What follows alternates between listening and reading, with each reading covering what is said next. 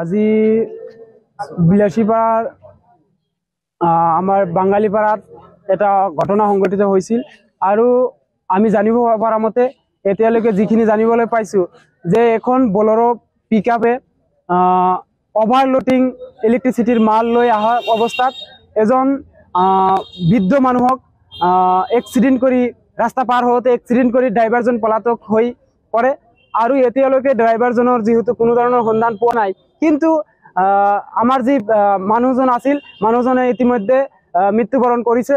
গতিকে গাড়ীখন যেহেতু থানাত ইতিমধ্যে পুলিশ প্ৰশাসনে আনিছে, গতিকে আমি বিলাসীপাড়া জিলা অসম সংখ্যালঘু সংগ্ৰাম পৰিষদ যৌথভাৱে সকলে আমি দাবী উত্থাপন কৰিছো যে এই যি ড্ৰাইভাৰ আৰু গাড়ীজনৰ মালিক অতি সোনকালে পুলিশ প্ৰশাসনে 24 ঘণ্টাৰ ভিতৰত বাহিৰ কৰিব লাগে। আৰু বাহিৰ কৰি তেখেতসকলক যি আইনী ব্যৱস্থা সেই আইনী ব্যৱস্থাৰ আওতাত আনিব লাগে। আমি যি ধাৰণা কৰিবলৈ পাইছো এতিয়ালৈকে সঠিক জানিব পৰা নাই যদিও, কিন্তু ওভাৰলোডিং থকাৰ ভাৱেই হয়তো এই ঘটনাটো সংঘটিত হ'বলৈ পাইছে। আজি বিলাসীপাড়ার আমার বাঙালিপাড়াত এটা ঘটনা সংঘটিত হয়েছিল।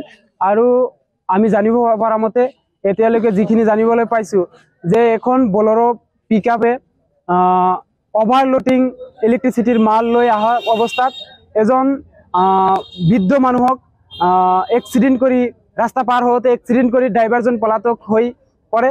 আৰু এতিয়ালৈকে ড্ৰাইভাৰজনৰ যেহেতু কোনো ধৰণৰ সন্ধান পোৱা নাই, কিন্তু আমাৰ যি মানুহজন আছিল মানুহজনে ইতিমধ্যে মৃত্যুবৰণ কৰিছে।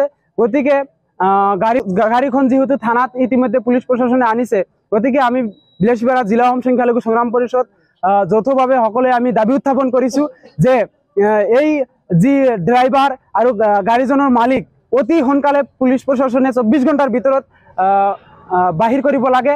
আৰু বাহিৰ কৰি তেখেতসকলক যি আইনী ব্যৱস্থা সেই আইনী ব্যৱস্থাৰ আওতাত আনিব লাগে।